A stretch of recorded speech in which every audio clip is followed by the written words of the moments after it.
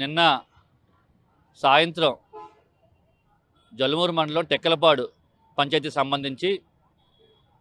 సర్పంచ్ ప్రతినిధి ధర్మాన బువ్వాజీ స్వచ్ఛ సంక్రాంతి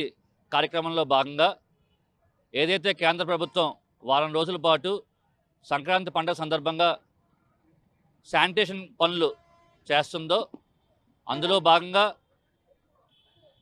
సచివాలయ సిబ్బందితో పాటు సర్పంచ్ ప్రతినిధి దగ్గరుండి ఈ శానిటేషన్ కార్యక్రమాలు చేస్తుంటే ప్రత్యర్థి పార్టీ టీడీపీ కార్యకర్తలు అమానుషంగా మా సర్పంచ్ ప్రతినిధి మీద దాడి చేసి 7 కర్రలతో వచ్చి చంపడానికి ప్రయత్నించిన వైనం నిజంగా చాలా ఘోరమైన విషయమని, ఈ రాష్ట్రంలో అంబేద్కర్ రాజ్యాంగం పోయి